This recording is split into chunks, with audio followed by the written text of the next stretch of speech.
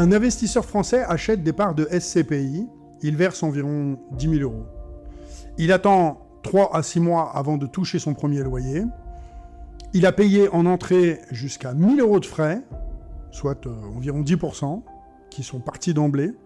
Ses revenus locatifs seront imposés à la tranche marginale de son impôt sur le revenu, plus 17,2% de prélèvements sociaux.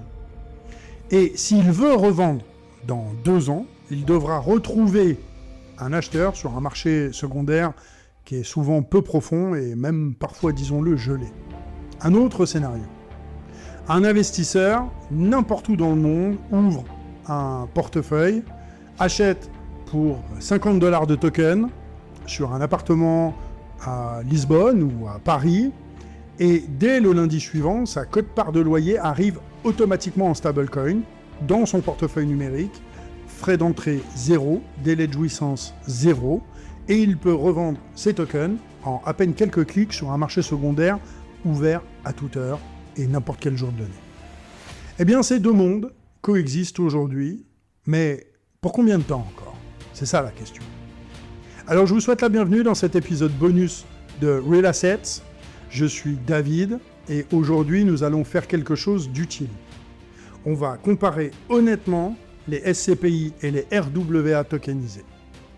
Chiffre contre chiffre, avantage contre avantage, parce que pour décider où placer son capital, il faut d'abord comprendre les règles du jeu. Et surtout, si certaines règles sont devenues obsolètes. Je vous souhaite la bienvenue. Mais commençons peut-être par rendre à César ce qui est à César. Les SCPI, Sociétés civiles de placement immobilier, ont été en leur temps une véritable révolution quand elles sont nées dans les années 70. L'idée était absolument brillante dans sa simplicité, entendons-nous bien. Permettre à des épargnants ordinaires d'accéder à de l'immobilier professionnel, des bureaux, des commerces, des entrepôts, sans avoir les millions nécessaires pour acheter seul. On mutualise le capital, on confie la gestion à des professionnels, on encaisse sa quote-part de loyer, la pierre papier était née. Aujourd'hui, en 2025, les SCPI représentent un marché de 89 milliards d'euros de capitalisation, avec 232 véhicules gérés par 55 sociétés en France. C'est un écosystème mature, régulé par l'AMF, avec des obligations de reporting trimestrielles, des commissaires aux comptes, des cadres juridiques éprouvés depuis maintenant 5 décennies. Le taux de distribution moyen des SCPI s'est établi à 4,91% en 2025, soit une hausse pour la 3e année consécutive. Et ce n'est pas négligeable. Comparé à un livret A à 1,7% ou à des fonds en euros qui peinent à dépasser 3%, les SCPI offrent au fond un rendement qui est bien supérieur sur le long terme. Et elles ont un atout que personne ne peut leur enlever. C'est la protection réglementaire. Elles sont agréées par l'AMF. Elles sont soumises à des obligations strictes de transparence. Et leurs investisseurs bénéficient d'un cadre juridique solide en cas de litige. Voilà pour les forces. C'est posé. Maintenant, parlons de ce qui cloche. Je ne vais pas y aller par 4 chemins. Les SCPI ont 5 problèmes structurels que trop de conseillers minimisent au moment de vendre ces produits. Le premier problème, c'est les frais d'entrée. Les frais de souscription des SCPI vont de 0 à 12,72% selon les véhicules. La plupart des SCPI classiques restent autour de 8 à 10%. Cela signifie que sur 10 000 euros investis, 1 000 euros ont disparu avant que votre capital commence à travailler. Ce n'est pas un frais de gestion qui se compense par la performance. C'est une perte sèche dès le départ. Certes, des SCPI sans frais d'entrée émergent, comme je pense à Novaxia Neo, à Hirokozen, à Remake Live, entre autres. Mais l'absence de frais d'entrée ne signifie pas zéro frais. Des frais de gestion plus élevés et des frais de sortie en cas de revente rapide les remplacent. L'argent ne disparaît pas. Il change simplement de ligne sur le tableau de bord. Le deuxième problème, c'est la fiscalité. C'est le sujet dont on parle rarement assez clairement. Les revenus de SCPI sont qualifiés de revenus fonciers. Concrètement, si vous êtes dans la tranche marginale d'imposition à 45%, vous êtes imposé à 45 plus 17,2. Plus de 60% de vos loyers vont à l'État. Votre rendement brut de 5% devient 2% net. Autant dire qu'il ne reste pas grand-chose. Même pour les tranches plus basses, 30% d'hier, par exemple, le prélèvement réel reste considérable. L'enveloppe de l'assurance vie peut atténuer cette fiscalité pour les SCPI qui sont éligibles, bien sûr. Mais les choix sont somme toute limités et les frais des contrats s'ajoutent à la couche. Le troisième problème, c'est le délai de jouissance. Les premiers loyers ne tombent généralement qu'après un délai de 3 à 6 mois suivant la souscription. Vous avez investi, votre capital travaille, mais vous n'en voyez pas la couleur pendant un semestre. C'est une convention héritée du monde immobilier traditionnel, sans aucune justification technologique, disons-le, sur notre année 2026. Là. Le quatrième problème, c'est la liquidité, ou même son absence de liquidité.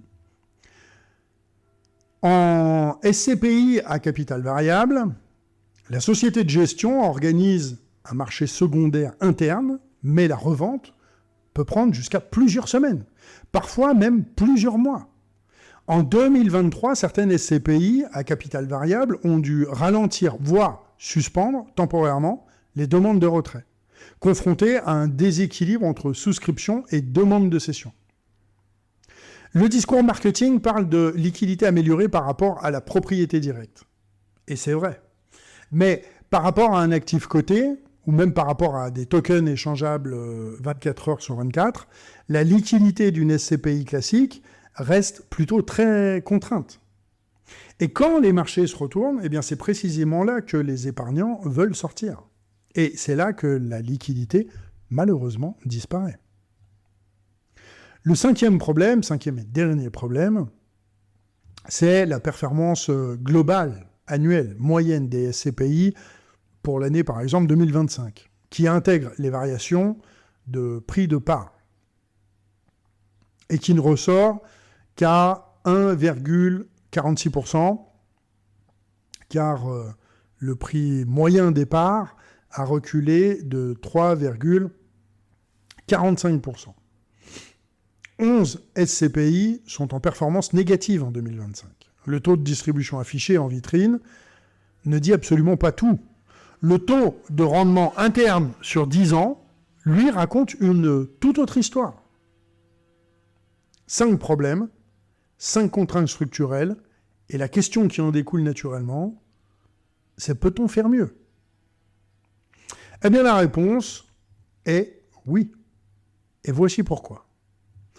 La tokenisation des actifs réels, les RWA, sujet de ce podcast, le premier podcast français sur les RWA à 100%, est une architecture radicalement différente. Pas seulement une amélioration de la SCPI, une refonte totale du tuyau par lequel le capital des épargnants rencontre les actifs immobiliers. Regardons point par point ce que cette architecture change au fond.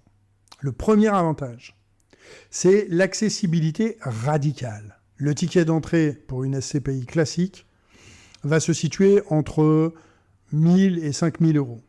Pour la tokenisation, il descend à 10 euros pour BRICS ou 50 $ pour Realty. Ce n'est pas qu'une différence de montant, c'est une différence de nature. Pour la première fois dans l'histoire de l'investissement immobilier, quelqu'un dispose de 100 euros, qui dispose de 100 euros, peut accéder à un actif diversifié dans plusieurs pays avec une gestion professionnelle. L'immobilier n'est plus réservé à ceux qui peuvent immobiliser des milliers d'euros pendant 10 ans. Et cela ouvre quelque chose de tout à fait remarquable sur le plan de la stratégie patrimoniale. On peut construire une allocation immobilière granulaire, propriété par propriété, marché par marché, sans avoir à acheter un véhicule global dont on ne choisit pas les actifs sous-jacents. Le deuxième avantage, ce sont les frais d'entrée, qui sont quasiment absents. Les plateformes de tokenisation immobilière ne fonctionnent pas sur le modèle de la commission de souscription. Il n'y a pas d'intermédiaire qui prélève 8 à 10% pour vous vendre le produit. La commission de la plateforme à l'émission est généralement incluse dans le prix du token. Mais elle est structurellement bien inférieure et transparente on-chain, puisque chaque transaction est visible sur la blockchain. Le capital net investi est donc significativement supérieur dès le premier jour sur une période de 10 ans. La différence de performance entre un investissement qui commence avec 8% de frais et un investissement qui commence à 0, je vous laisse faire le calcul, mais il est considérable. Le troisième avantage, c'est la distribution immédiate et automatique. Les smart contracts ne connaissent pas le délai de jouissance. Dès que le token est dans votre portefeuille et que les loyers sont perçus, votre quote-part vous est directement attribué, automatiquement, sans intermédiaire, sans tout un tas de paperasse. C'est une automatisation réelle et pas une promesse marketing. Les smart contracts exécutent exactement ce pourquoi ils ont été programmés, au moment prévu, sans aucune intervention humaine. Le loyer du lundi matin, dans votre portefeuille, chaque semaine, ça, c'est un truc concret. Le quatrième avantage, c'est la transparence totale. La blockchain rend les transactions auditables, publiquement et difficilement modifiables. Cette transparence on-chain facilite la traçabilité des flux et le contrôle des réserves par des oracles. Dans une SCPI, vous recevez un bulletin trimestriel. Vous avez une idée générale, globale, du patrimoine, mais vous ne voyez pas en temps réel les flux de loyers entrants, la rotation du portefeuille, les conditions de chaque bail. Avec un actif tokenisé sérieux, toutes les transactions sont visibles on-chain. Elles sont traçables, vérifiables par quiconque. La confiance ne repose plus sur un prospectus, elle repose sur du code auditable. Le cinquième avantage, c'est la composabilité. C'est l'arme secrète, finalement, des RWA. Et celui-là, peu de gens en parlent encore, mais c'est peut-être l'avantage le plus profond sur le long terme. Vos tokens immobiliers peuvent être utilisés comme collatéral dans des protocoles DeFi. Des plateformes comme AAV, intégrées à l'écosystème, par exemple de Realty, dont je vous ai parlé récemment, via le RMM, permettent déjà de mettre ces tokens en garantie pour emprunter des stablecoins, sans vendre ses actifs, sans perdre ses flux de loyer. Imaginez pouvoir financer une nouvelle acquisition en empruntant contre votre portefeuille immobilier tokenisé, en quelques minutes, sans dossier bancaire, sans attendre l'aval d'un crédit immobilier classique. Les parts de SCPI, elles, ne font rien pendant qu'elles dorment dans votre portefeuille. Elles ne peuvent pas être utilisées comme collatéral. Elles ne s'intègrent pas dans un écosystème financier qui va être plus large. Ce sont des actifs passifs dans tous les sens du terme. Je pense que je ne serais pas crédible si je ne vous disais pas aussi ce qui reste à construire dans le monde des RWA. La liquidité réelle des tokens immobiliers reste, pour l'instant, plutôt limitée. Les marchés secondaires existent, bien évidemment. Le YAM, par exemple, les plateformes dédiées pour d'autres. Alors le YAM, c'est pour Realty, je vous en ai parlé dans la dernière émission. Et il y a des plateformes dédiées pour d'autres acteurs. Mais les volumes restent globalement faibles comparés à des actifs financiers traditionnels. Sur un immeuble donné, le carnet d'ordre peut rester vide pendant plusieurs semaines. La liquidité théorique 24 heures sur 24 n'est pas encore la liquidité réelle. C'est en construction. Nous le construisons actuellement, tous ensemble. La complexité technique est aussi une barrière réelle. Créer un portefeuille, passer un KYC, blockchain, comprendre la différence entre Nexus Chain et Ethereum, gérer des stablecoins, tout cela demande un effort d'apprentissage que la grande majorité des épargnants françaises n'ont pas encore fourni. Les SCPI s'achètent depuis un compte bancaire traditionnel, en quelques clics, sur une interface connue. Pour les RWA, la friction d'entrée reste plus haute. La fiscalité française sur les revenus tokenisés, reste enfin partiellement incertaine. La question de la qualification des distributions, revenus fonciers ou plus-value crypto, n'a pas encore finalement été tranchée publiquement par l'administration fiscale pour tous les cas de figure. C'est en cours de clarification avec le cadre MiCA, dont on parle beaucoup en ce moment, mais l'investisseur averti doit aujourd'hui se faire accompagner sur ce point. Ces nuances ne remettent pas en cause l'avantage structurel des RWA. Elles signifient simplement que nous sommes encore dans la phase d'émergence et que ces frictions sont appelées à disparaître rapidement. Il y a quelque chose d'absolument fascinant qui se passe sous nos yeux. Les SCPI elles-mêmes commencent à regarder la tokenisation avec intérêt. En 2026, certaines SCPI expérimentent des parts fractionnées accessibles dès 1 000 €, démocratisant ainsi l'accès à l'investissement immobilier fiscal. Ce sont au final les prémices d'une convergence, peut-être. 12 banques européennes, dont BNP Paribas, ING et Unicredit, préparent Kivalis, un stablecoin euro institutionnel prévu pour le second semestre 2026.